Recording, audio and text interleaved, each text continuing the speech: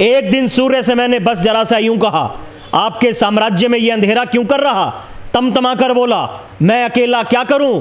तुम निकम्मों के लिए मैं भला कब तक मरूं? आकाश की आराधना के चक्करों में मत पड़ो, संग्राम ये घनघोर है, कुछ मैं लड़ूं कुछ तुम लड़ो। ये लड़ाई दीपक सिंह हिंदू या अजय भाई की नहीं है, संपूर्ण समाज की है। ये देश सबका है, ये सनातन संस्कृति सबकी है। तो थोड़ी थोड़ी जिम्मेवारी सबको उठानी होगी। हम अपने बच्चे को हमटी डमटी खिला खिलाकर कायर बनाते जा रहे हैं। हमें अपने बच्चों को रामायण महाभारत पढ़ानी होगी, गीता पढ़ानी होगी, तब वो सूरवीर योद्धा बनेंगे, तब वो अपने राष्ट्र धर्म के प्रति समर्पित बनेंगे। नमस्कार, आप देख रहे हैं leaddelhi.com और आज मेरे साथ दीपक भाई हिंदू। ये नाम शायद ही किसी भी हिंदू हृदय से अछूता रहा। हिंदू फोर्स के राष्ट्रीय अध्यक्ष हैं और अभी कुछ दिनों में जिस तरीके से कुछ ऑनलाइन पोर्टल्स या क्या किस तरीके का ये पत्रकारिता को मैं बोलूँ नाम आ रहा है द वायर का, और एक अनोखी साजिश की देश में संविधान है और जो दंगे हुए उसका लगभग चार्जशीट पेश हो चुकी है और उसके एक साल बाद किस तरीके से दीपक जी को आरोपित किया जा रहा है, एक बार पूरे मसले को समझ लेते हैं, उसके बाद बात रखते हैं। जी नमस्कार, मैं सभी लीड दिल्ली के दर्शकों का धन्यवाद देता हूं, नमस्कार करता हूं। इस देश की बड़ी विडंबना है अजय जी। इस देश के अंदर मुसलमान इस्लाम को बढ़ाने की बात कर सकते हैं, इस देश के अंदर ईसाईयत को बढ़ाने की बात कर सकते हैं, पर इस देश के अंदर इस देश का बहुसंख्यक हिंदू समाज यदि अपनी सनातन संस्कृति की रक्षा की बात करता है तो वो अपराधी हो जाता है। वो यदि अपनी बच्चों के भविष्य की बात करता है तो वो अपराधी हो जाता है। और आज केवल भारत ही नहीं, पूरा विश्व इस्लामिक जिहाद की बात कर रहा है। जिस प्रकार से पूरा विश्व आज त्रस्त है इस्लामिक जिहाद से, उससे हमारा देश भी अछूता नहीं है। हमारे देश के अंदर भी आप कश्मीर से शुरू हो जाइए 90s के दशक में, जिस प्रकार से इस्लामिक जिहाद के नाम पर वहाँ के मूल निवासी कश्मीरी ब्राह्मणों को वहाँ से पलायन करवाया गया था, उनको भगाया गया था, लोगों की हत्याएं करी गई थी, वो सबके सामने कुछ छुपा हुआ नहीं है। आज भी बंगाल के अंदर जो हो रहा है, केरल के अंदर जो हो रहा है, वो किसी से छुपा हुआ नहीं है। जो दिल्ली दंगे हुए वो प्री प्लान थे। ये मैं दीपक सिंह हिंदू नहीं कह रहा हूँ, ये दिल्ली पुलिस ने अपनी चार्जशीट में फाइल करा है। इसी बात को तो कंडोल किया जा रहा है कि जो चार्जशीट पेश हुई है वो हिंदू सरकार के अधीन होने की वजह से हुई है कि इस समय सरकार भी हिंदूवादी है और पुलिस पूरा जो काम कर रही है वो हिंदुओं के लिए कर रही है। नहीं, ये तो कहने की बात है, लोकतांत्रिक देश है और आदरणीय मोदी जी तो सबके साथ सबके विश्वास की बात करते हैं। उन्होंने कभी भी आज तक 6 साल में कोई भी ऐसा काम नहीं करा कि लोग उनको कहें कि हिंदुत्ववादी हैं। वो राष्ट्रवादी हैं, वो तो हर एक की चिंता कर रहे हैं। ऐसा नहीं कि हिंदुओं की चिंता कर रहे हैं तो मुसलमानों की चिंता नहीं कर रहे, वो तो सबकी चिंता कर रहे हैं। वो सड़कें बनवा रहे हैं तो उसमें हिंदू ही नहीं चलता, मुसलमान भी चलते हैं। लाइट, बिजली, पानी की व्यवस्था कर रहे हैं तो केवल हिंदू उसका उपयोग नहीं करता, मुसलमान भी करते हैं और भी मजहब के लोग करते हैं। पर ये केवल और केवल उनके खिलाफ एक झूठा एजेंडा चलाया जा रहा है। ये जो लड़ाई चल रही है, बेसिकली लड़ाई दीपक सिंह हिंदू या मेरे जैसे राष्ट्रवादी हिंदू के खिलाफ नहीं है। ये लड़ाई मोदी जी वर्सेस राष्ट्रद्रोहियों के खिलाफ है। आज पूरे विश्व की जितनी भी अराजक शक्तियां हैं, जितनी भी राष्ट्रद्रोही शक्तियां हैं, वो मोदी जी के खिलाफ आकर खड़ी हो गई हैं।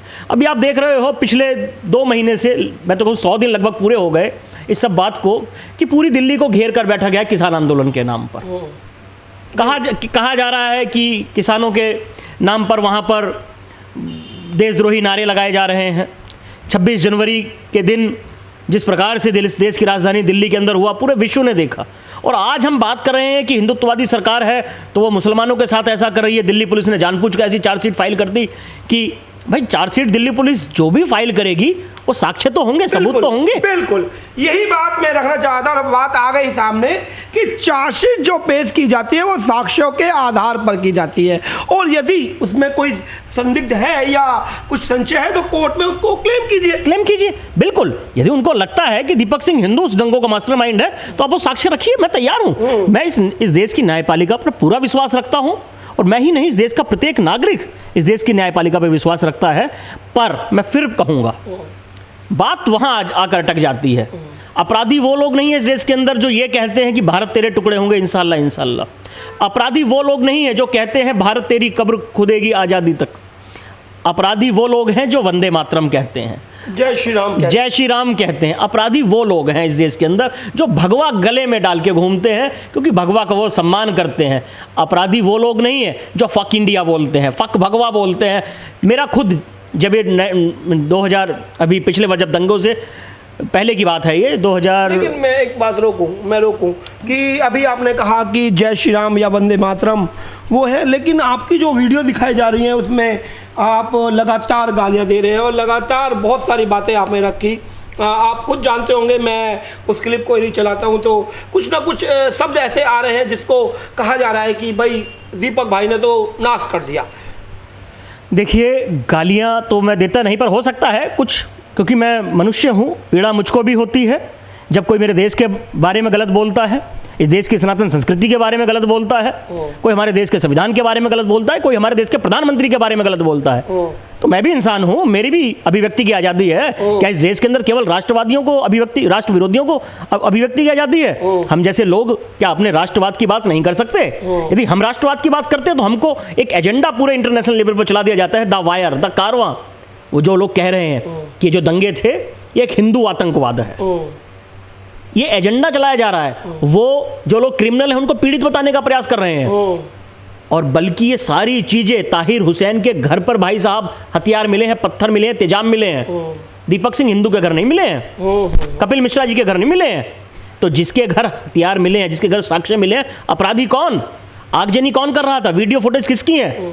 उनकी है। हमारा लेकिन जिस तरीके से कपिल मिश्रा जी का आपने नाम लिया, जिस समय ये चिंगारी फूटी और कुछ ना कुछ एक बयान आए और बार बार कही जा रही है कि एफआईआर तो कीजिए, बाद में इन्वेस्टिगेट हो जाएगा, एफआईआर भी नहीं होती है, तो कहीं ना कहीं वही बात सामने आती है कि भाई हिंदूवादी सरकार है इसलिए उस पर एफआईआर भी नहीं होने दी। भाई क्या गलत कहा कपिल मिश्रा जी ने? कपिल मिश्रा जी ने यही तो कहा कि मौजपुर को शाहीन बाग बनने नहीं दिया जाएगा, इस सड़कों को दोबारा से नहीं घेरे देने दिया जाएगा। कोई गलत है? आम नागरिक होने के नाते क्या हम सबकी जिम्मेवारी नहीं बनती कि जो अराजकता का माहौल खड़ा करा जा रहा है उसको हम दूर करें? तो कुछ उन्होंने गलत कहा, वो तो एक सच्चे राष्ट्रवादी हैं जो इस प्रकार का उन्होंने काम करा। मैं तो नमन करता हूं, और मैं उन्हीं को नहीं, ऐसे जितने भी राष्ट्रवादी लोग हैं मैं सबको नमन करता हूं। ऐसे तो जब तक इस देश का कानून है कि कहीं कुछ गलत हो रहा है तो आम नागरिक के होने के नाते, पहले मुझे पता है बसों में भी लिखा होता था कि अपनी सीट के नीचे देखो, कहीं बम हो तो तुरंत पुलिस को सूचना दो, यदि कहीं कुछ गलत काम हो रहा तो तुरंत पुलिस को सूचना दो। अब जब हम जागरूक नागरिक होने के नाते किसी गलत चीज़ का विरोध करते हैं तो ये लोग हमें अपराधी दिखाने का प्रयास करते हैं, पर हम तो अपने जागरूक नागरिक होने की जिम्मेवारी को निभा रहे हैं। तो एक लाइन अभी भी आई, मैं वो बोल दूं दर्शकों को कि जैसे कि अभी भाई ने बोली कि पहले लिखा रहता था सीट के नीचे जांच ले, लवाइस वस्तु बम हो सकती है, और बहुत जगह आपने अनाउंसमेंट भी सुने होंगे कि लवाइस वस्तु को ना छुए वो बम हो सकती है। करीबन 7 साल हो गए, मुझे ये आवाज़ नहीं आ रही है। मैं इस अनाउंसमेंट को सुन नहीं पा रहा हूँ। मैं खूब भीड़ भाड़ के इलाके में जा रहा हूँ और कोई अभी बम भी नहीं फटा है। पिछले एक लंबे समय में जिस तरीके से लगातार कभी यहाँ विस्फोट कभी वहाँ विस्फोट देखने को मिलते थे, 7 साल में तो कुछ ये तो बदलाव लगा है। देश के अंदर राष्ट्रवादी सरकार है। आज एक देश की सीट पर एक ऐसा व्यक्तित्व बैठा है जिसके नाम से अपराधियों में खौफ है। अब वो सीट के नीचे बम नहीं रख पा रहा है, अब वो सीट के नीचे बम नहीं रख पा रहा है। अब उत्तर प्रदेश के अंदर अपराधी तख्ती लगाकर घूम रहे हैं कि भैया हमें सलाखों के पीछे भेज दो, नहीं तो हमारा एनकाउंटर कर दिया जाएगा। ये है राष्ट्रवादियों की ताकत, जो राष्ट्र विरोधी लोग गलों में तख्तियां डालकर कह रहे हैं। समझ में तो आ रही होगी जो बात कही जा रही है कि क्या आपने भी उस मानसिकता को बताना चाहता हूँ। क्या एक लंबे समय से आप भी बड़े बड़े बाजारों में जा रहे होंगे, क्या सुनने में आया कि लवाइस वस्तु बम हो सकती है, कृपया उसको ना छुए? कितना दिन हो गए सर, नहीं सुन पा रहे ना? बिल्कुल 6 वर्ष। ऐसा नहीं कोशिश नहीं करी गई, कोशिश तो करी गई, पर कोशिश करने से पहले ही अपराधी गिरफ्तारी में आ गए। आपको ध्यान में होगा हमारे चांदबाग के पुलिया के पास भी हिजबुल मुजाहिदीन के आतंकवादी मिले थे, जाफराबाद में मिले, एनआईए ने पकड़े। हाँ, एनआईए ने पकड़े। तो कोशिश तो करी गई, पर अब जो हमारी जांच एजेंसियां हैं वो सशक्त नेतृत्व के अंडर काम कर रही हैं। अब वो इंतजार नहीं कर रही कि अपराध हो जाए उसके बाद हम खड़े होंगे। अपराध के होने से पहले उन पर कार्रवाई होती है और अपराधी पकड़े जाते हैं। दिक्कत तो यही है। ये जो कार्रवाई है, इस कार्रवाई से भी दिक्कत हो रही है क्या? हाँ। कि जो अब आपका नाम बताया जा रहा है कि जी कपिल मिश्रा की अरेस्टिंग हो, दीपक भाई हिंदू की हो, पिंकी भाई की हो, ये क्या मतलब कि एक सशक्त जो नेतृत्व है उसकी जो एजेंसीज है वो उसके ऊपर सवाल निशान है, या बस हिंदू हिंदू हिंदू है इसलिए ये भगवा आतंकवाद के नाम दिया जा रहा है? मैं वही बताना चाहता हूँ कि ये जो मुहिम है दीपक सिंह हिंदू, कपिल मिश्रा जी, रागनी बहन या किसी अन्य के खिलाफ नहीं है। ये सीधा सीधा हमारे प्रधानमंत्री जी को टारगेट करा जा रहा है। ये मोदी वर्सेस सारे राष्ट्र विरोधी, पूरे विश्व के राष्ट्र विरोधी एक तरफा हो गए हैं। वो सब केवल मोदी जी को घेर रहे हैं। वो किस लिए घेर रहे हैं कि वो जानते हैं यदि ये व्यक्तित्व सत्ता पर इसी प्रकार से काबिज रहा तो ये देश पुनः विश्व गुरु बनेगा। और इस देश के जितने लोग हैं जिनके कहने पर ताली थाली दीपक जला सकते हैं, वो तो कुछ भी कर सकते हैं। तो ये आग लग रही है उनको, इसको वो दबाने का प्रयास करें, इसलिए झूठे एजेंडे चलाए जा रहे हैं। इस देश के अंदर एक हिंदू आतंकवाद की एक लिस्ट चलाई जा रही है कि कहीं ना कहीं से एक ऐसा सिस्टम चला दिया जाए कि लोगों का दिमाग भटके कि भाई दंगाई ये नहीं है, दंगाई ये लोग हैं। झूठा प्रोपेगेंडा चलाया जा रहा है, उसका खंडन करना होगा और मुझको नहीं करना होगा। जितने भी हमारे दर्शक लीड दिल्ली के सुन रहे हैं या देख रहे हैं, मैं सबसे निवेदन करूंगा, गलत का विरोध करिए। यदि गलत का आज हम विरोध नहीं कर रहे हैं तो इसका मतलब हम भी अपराधी हैं। आज हम ये देखकर चुप बैठे हुए हैं कि गलत उसके घर में हो रहा है, उसके घर में हो रहा, हमारा घर तो दूर है। तो याद रखिए, अगला नंबर आपका होगा। ये जो आग जाफराबाद नॉर्थ ईस्ट दिल्ली में लगी है, ये आग आपके घरों तक भी पहुंचेगी यदि हम जागरूक और संगठित ना हुए। मैं ये बात कहता हूं तो मैं अपराधी हूं। मैं हिंदू समाज को जागरूक करने की बात करता हूं तो मैं अपराधी हूं। उनको लगता है कि जिस प्रकार पहले से चला रहा था 70-72 साल के अंदर कांग्रेस, जो कायरता का इंजेक्शन लगा के रखा था उसमें। कायरता बोलूं या सेकुलर का बोलूं? सेकुलरता मुझे तो लगता है ये कोई शब्द है ही नहीं। ये जब देश विखंडित हुआ और एक नया संविधान बना, कोई सेकुलर क्या शब्द है?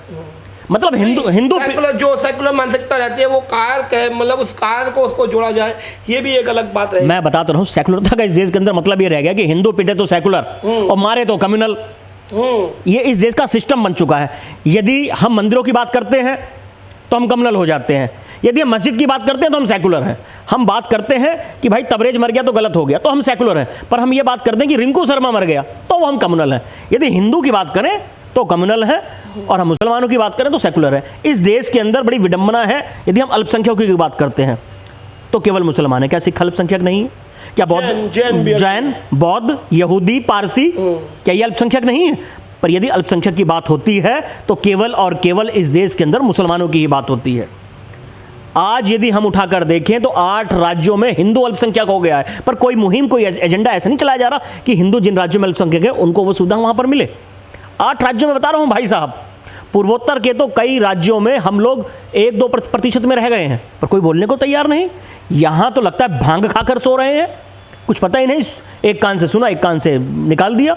बस कुछ गलत हो गया तो शाम को चाय की चुस्की पे लेते लेते बोल देते हैं जी दिल्ली रहने लायक नहीं बची, दिल्ली सुरक्षित नहीं है, यहाँ तो बहुत ज़्यादा अपराध हो रहे हैं। पर उस अपराध क्यों हो रहे हैं ये कभी चिंतन नहीं करते।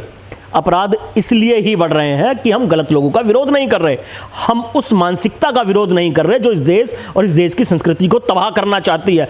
हम क्यों नहीं इस्लामिक जिहाद की बात करते, क्यों नहीं ओपन डिबेट होती है इस्लामिक जिहाद के ऊपर? यदि आज हम इस्लामिक जिहाद के ओपन डिबेट करते हैं तो मेरे जैसे लोगों के फेसबुक पेज उड़ा दिए जाते हैं, ट्विटर अकाउंट उड़ा दिए जाते हैं, यूट्यूब चैनल्स जो हम लोग बनाते हैं वो उड़ा दिए जाते हैं, क्योंकि कहीं ना कहीं वो पूरी लॉबी सोशल मीडिया पे भी बहुत भयंकर तरीके से सक्रिय है। फंडिंग बहुत ज़्यादा है उन लोगों को।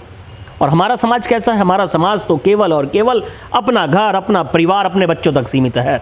उसको कोई लेना देना है नहीं। रिंकू की हत्या हो जाए, अंकित सक्सेना की हत्या हो जाए, उस बच्ची का हथौड़े से मारकर कत्ल कर दिया जाए, उसको कोई फ़र्क नहीं पड़ता।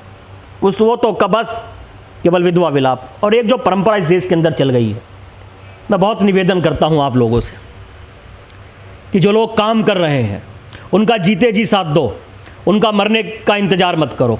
पर इस देश के अंदर एक सिस्टम चल गया है कि जब मर जाता है हिंदू तो उसके लिए कैंडल मार्च निकाले जाते हैं, मुहिम चली जाती है, धरने प्रदर्शन करे जाते हैं, पर वो जीते जिसको कोई पूछता नहीं, उसका कोई साथ नहीं देता। अपना दर्द तो बयान नहीं कर रहे हैं। हाँ, मेरा ही दर्द है, मेरे अपना दर्द ही है कि शायद कि आज दीपक भाई हिंदुत्व की आवाज़ को बुलंद कर रहा है ना, जाना माना नाम है, और शायद आज मेरे साथ बैठे हैं तो मुझे भी गर्व महसूस हो रहा है। साथ नहीं मिल पा रहा है। ये मैं इसीलिए मैं कहना चाहता हूँ, मेरे भाई, आप मेरे भाई हैं और मैं आपका बहुत बहुत साधुवाद देता हूं कि आप मेरी बात को लोगों तक पहुंचाने का प्रयास कर रहे हैं। ये जो सिस्टम चल रहा है इस देश के अंदर कि मरने के बाद खड़े होने का, इस सिस्टम को छोड़ दीजिए। जीते जी साथ दीजिए उन लोगों का जो धर्म की लड़ाई लड़ रहे हैं, जीते जी साथ दीजिए उन लोगों का जो राष्ट्र के लिए लड़ रहे हैं, क्योंकि वो अपने हिस्से की लड़ाई नहीं लड़ रहे, वो आपके हिस्से की लड़ाई भी वही लोग लड़ रहे हैं। इसलिए किसी भी कीमत पर उनको कमज़ोर मत पड़ने दो। तन मन धन जिस प्रकार से आप उनका साथ दे सकते हो दीजिए, क्योंकि वही लोग आपके बच्चों को और आपके भविष्य को सुरक्षित रखेंगे। जैसे कि आपने बताया तन मन धन, जहाँ बात हम ऐसी कुछ लेने की करने लगते हैं, वहीं लोगों के मन में ऐसी भी बात आती है कि हम ये सब काम शायद इसीलिए ही कर रहे हैं। हम अभी बात धन की करें तो आप भी समझते हैं कि किस तरीके से लगातार किसी भी प्रोपेगेंडे को चलाना, या ये कहें कि आपकी आवाज़ को बुलंद करना, हम लगातार बुलंद करते हैं, लेकिन जब भी बात धन की आती है तो लोग सोचते हैं कि ये इसका बिजनेस है।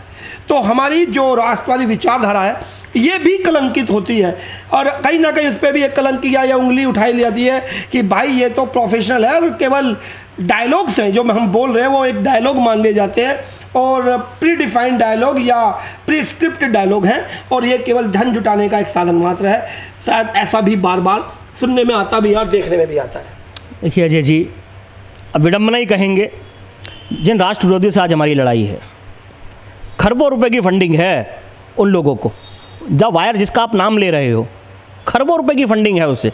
मेरे पास लगातार कॉल्स आती हैं कि जैन साहब विचारधारा बदलिए, आपको किसी चीज़ की कोई ज़रूरत नहीं होगी।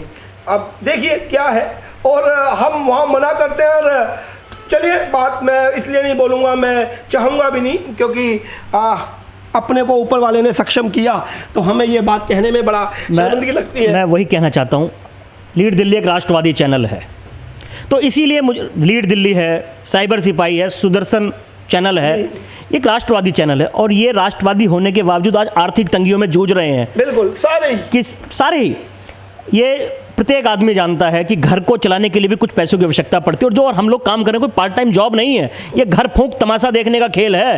आज राष्ट्रवाद की बात कितने लोग करते हैं, फेसबुक पे कमेंट कर देने से इस लड़ाई को नहीं जीता जा सकता, हर तरीके से लड़ना होगा।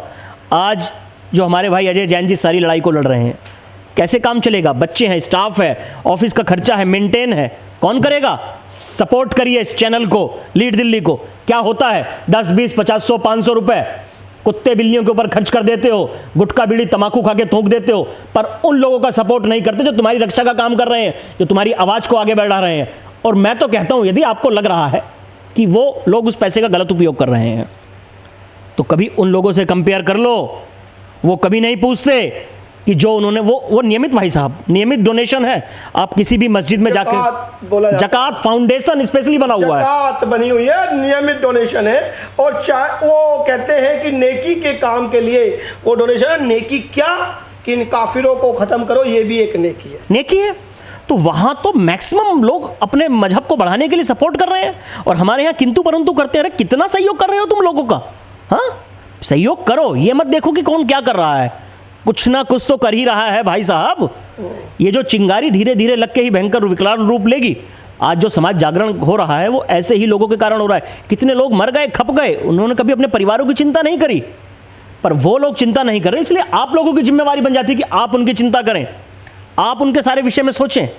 कौन चिंता करेगा? इस प्रोपेगेंडे से आगे की लड़ाई किससे से लड़ी जाएगी? जो वायर ने एक ये कहें कि आग फूंक दी है, और एक नया जो अभी विवस्थ रूप देखने को मिल रहा है, इसके लिए क्या आगे की तैयारी है, किस तरह से इस लड़ाई को लड़ा जाए? हम जो अपनी लीगल सेल से सारी बातें कर रहे हैं, और हम जवाब देंगे लीगली रूप पर। जिस प्रकार से ये मेरे नाम को बदनाम कर रहे हैं, एक विशेष वर्ग के अंदर वैमनस्य पैदा कर रहे हैं मेरे खिलाफ, कल मेरी हत्या हो जाती है क्योंकि मुझको वो दंगाई दिखा रहे हैं।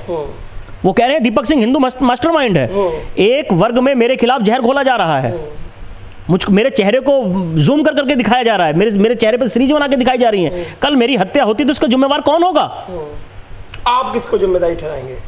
मैं तो जिम्मेवारी ठहराऊंगा द वायर को, और लोकल पुलिस को भी मैं मानूंगा जिम्मेवार। पिछले 1.5 वर्षों से मुझे थ्रेट कॉल है। मैं दोबारा बोल देता हूं, दीपक भाई हिंदू ने लीड दिल्ली के माध्यम से कहा, यदि इस प्रोपेगेंडे के तहत या इस साजिश के तहत मैं वैसे हिंदू इतना कमज़ोर नहीं है कि दीपक भाई को कुछ हो सके, लेकिन फिर भी मैं एक बात को ऊपर की बात को रखते हुए इस बात को कहूँगा कि आज जिम्मेदारी द वायर की और लोकल पुलिस प्रशासन की बनती है कि भाई को सिक्योरिटी दी जाए या किसी तरह की भी इनको सुरक्षा मुहैया कराई जाए। इस तरीके का जो साजिश या कहें कि एक वैमनस्य रूप देखने को मिल रहा है, कहीं ना कहीं आपकी जान को अब खतरा तो है। नहीं, मुझे सैकड़ों थ्रेट्स कॉल हैं, मुझे मेरे परिवार को जान से मारने की धमकियां हैं। दिल्ली पुलिस की तरफ से मुझे सुरक्षा भी मिली हुई थी, पर कोरोना काल जब लगा तो मेरी सुरक्षा विड्रॉ कर ली गई विदाउट किसी कारणों के। मुझे नहीं बताया गया किस कारण। क्या वो जो लोग मुझे थ्रेट्स कॉल दे रहे थे क्या वो गिरफ्तार हो गए? क्या सुरक्षा या जांच एजेंसी को पता चल गया कौन लोग थे वो? ये मुझको आज तक नहीं बताया गया। और उसके बाद भी नियमित मुझको जान से मारने की धमकियां हैं। केवल किस लिए? मैं राष्ट्रवाद की बात करता हूं, मैं बात करता हूं इस देश के सम्मान की, इसलिए मुझको जान से मारने की धमकियां दी जाती हैं।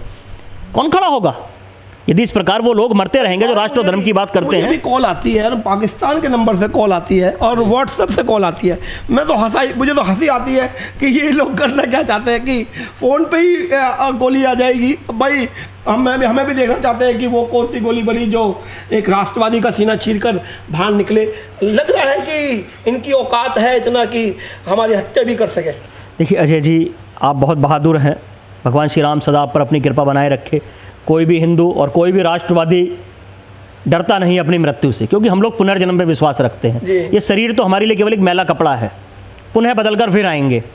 पर जो इन लोगों की साजिश है, कमलेश तिवारी को पूरा 2 साल फॉलो करा गया था, उससे दोस्ती करी गई, उसके संगठन से जुड़े, उसको कुछ पैसों का भी सहयोग करा गया। क्योंकि जो लोग इस काम को कर रहे हैं वो आर्थिक रूप से चूर हैं। उनको तो कोई 2 रुपये दे देता, उसको भी सम्मान करके चाय पिलाते हैं कि भैया चलो कुछ तो करा। उसके बाद उसकी हत्या करी गई, उससे मित्रता करने के बाद और हत्या करने के बाद जो उन 2 लोगों ने उत्तर प्रदेश पुलिस को जो बयान दिए वो सुनने लायक हैं। सुनिए आप लोग। उन्होंने कहा कि कमलेश तिवारी की हमें हत्या ही नहीं करनी थी। कमलेश तिवारी की हत्या करने के बाद हमें उसकी गर्दन को काटना था और उसके बाद वीडियो बनानी थी, ताकि हम ये मैसेज पूरी दुनिया में पहुंचा सके कि जो भी इस्लाम के खिलाफ जाएगा उसका हम ये हाल करेंगे। ये ऑन रिकॉर्ड है, दीपक सिंह हिंदू नहीं बोल रहा, ये ऑन रिकॉर्ड है। ये है इस्लाम। तो इसीलिए हम जैसे लोग, हम लोग, आपको जैसे लगता है कि वो व्हाट्सएप पर धमकियां दे रहे हैं, इसको हल्के में लेने की आवश्यकता नहीं है। उनकी जहनियत है, ये उनकी मानसिकता है कत्ल करना। बकरीद क्या है? कोई त्यौहार है? ये कैसा त्यौहार है जहां जिस जानवर को आप 1 सप्ताह पालते हो, खिलाते हो, पिलाते हो और उसको बाद में काट कर मार कर खा जाते हो? हम कोई चिड़िया भी पाल लेते हैं अपने घर 4 दिन, और वो यदि मर जाती है किसी बीमारी वश तो 4 दिन हमारे घर में भोजन नहीं बनता है। दुख होता है। ये ट्रेनिंग है, ये स्पेशली ट्रेनिंग है लोगों का कत्ल करने की। छोटे से बच्चे से उसकी गर्दन पर छुरी चलवा दी जाती है ताकि इसके दिल से वो खून और रक्त के प्रति जो डर है वो खत्म हो जाए। तो इसीलिए और एक कत्ल नहीं हुआ केवल कमलेश तिवारी का, सैकड़ों कत्ल हुए हैं भाई साहब, सैकड़ों कत्ल। अभी आपने दिल्ली में कितने कत्ल देख चुके। तो वो जहनियत है जो बचपन से इनके दिमाग में भरी जा रही है। आज मैं आपके साथ लाइव हूं, कल मेरा कत्ल हो जाए कोई गारंटी नहीं है। मैं ये बताना चाहता हूं, दिल्ली पुलिस को 2 बार complain, LG, Delhi police, HMO, PMO, सब जगह हमारे साथियों ने। मैं अब एक राष्ट्रवादी विचारधारा करें क्या? आर्थिक तौर पे भी कमजोर है, हम गनर नहीं रख सकते हैं, और यदि हम गनर रख लेंगे तो हम और गुंडे कहलाएंगे। हमें कई बार बात लगती है कि अब तो गुंडागर्दी चालू हो गई है, तो करे क्या? एक आदमी अब ना अपना सुरक्षा कर पा रहा है खुद और ना ही प्रशासन कर पा रहा है, तो करे क्या? आपके हिसाब से क्या करें? देखिए, जो मेरा अपना व्यक्तिगत मत है, कोई साथ दे ना दे, मैं तो दीपक सिंह हिंदू जब तक जीवित हूँ इस पवित्र कार्य को करूँगा, करता था, करता हूँ और करता रहूँगा। ये चिंता समाज की है, ये समाज को चिंता करनी चाहिए, मेरी जिम्मेवारी नहीं है। ये जो लोग धर्म का काम कर रहे हैं, ये समाज को उनकी जिम्मेवारी उठानी चाहिए। ये अजय की चिंता करने की विषय नहीं है, ये इन साथियों की चिंता, ये समाज की चिंता है कि जो लोग हमारे लिए खड़े हुए हैं उनकी चिंता हम करेंगे। तो इसलिए इस चिंता को मैं अपने जुम्मे पर नहीं लेता, समाज मेरी चिंता करे, मेरी चिंता की जिम्मेवारी समाज की। और यदि मैं मरूंगा तो उसकी जिम्मेवारी भी नहीं की रहेगी, क्योंकि ये लोग उन लोगों का सहयोग नहीं कर पाए जो उनके लिए लड़ रहे थे। ये दुख का विषय इनके लिए होगा। और मैं तो कहना चाहता हूं कि कल कोई कैंडल मार्च लेकर निकले भी ना उन लोगों के लिए जिनका तुम साथ नहीं दे पा रहे हो, क्योंकि ये केवल दिखावा है। डीपी लगाना, कैंडल मार्च करना, धरने करना, प्रदर्शन करना, जब वो मर ही गए तो क्या करोगे? जीते जी साथ देना सीखो हिंदुओं, जीते जी साथ देना सीखो। ये मैं निवेदन करूंगा आप लोगों से। और एक बात मैं बोलूंगा शेर के माध्यम से, एक दिन सूर्य से मैंने बस जरा सा यूं कहा, आपके साम्राज्य में ये अंधेरा क्यों कर रहा? तमतमा कर बोला, मैं अकेला क्या करूं? तुम निकम्मों के लिए मैं भला कब तक मरूं? आकाश की आराधना के चक्करों में मत पड़ो, संग्राम ये घनघोर है, कुछ मैं लड़ूं कुछ तुम लड़ो। ये लड़ाई दीपक सिंह हिंदू या अजय भाई की नहीं है, संपूर्ण समाज की है। ये देश सबका है, ये सनातन संस्कृति सबकी है, तो थोड़ी थोड़ी जिम्मेवारी सबको उठानी होगी। हम अपने बच्चे को हमटी डमटी खिला खिलाकर कायर बनाते जा रहे हैं। हमें अपने बच्चों को रामायण महाभारत पढ़ानी होगी, गीता पढ़ानी होगी, तब वो सूरवीर योद्धा बनेंगे, तब वो अपने राष्ट्र धर्म के प्रति समर्पित बनेंगे। ये हमें करना होगा। बहुत बड़ी बात की। कहीं ना कहीं जब बात बैठते हैं दीपक भाई और हमारी लंबी चर्चा होती है, एक रिचार्ज हो जाता हूँ और लगता है कि जो कर रहा हूँ बिल्कुल सही कर रहा हूँ। जिस तरीके की मन को भटकाने वाली बातें समाज से सुनने को मिलती हैं, कहीं ना कहीं दिल भटकता भी है और डर भी पैदा होता है। और जब किसी योद्धा, मैं कहूँ कि हिंदू योद्धा के साथ बैठ लिया जाता है तो पूरी तरह से दोबारा से मन रिचार्ज हो जाता है। और जो लड़ाई की बात आती है वो जैसे कि अभी धीरे धीरे संगठित हो रहे हैं और आने वाला समय इस संगठन का है और लग रहा है कि हिंदू जाग रहा है। और यदि जाग ना रहा होता तो जिस तरह की कवरेज आप लगातार दिल्ली पर देख रहे हैं वो देखने को नहीं मिलती थी। तो यदि मिल रही है तो कहीं ना कहीं हिंदू जाग रहा है। साथ दीजिए, बने रहिए, संगठित रहिए। आने वाला समय सनातन का होगा, हिंदुत्व का होगा।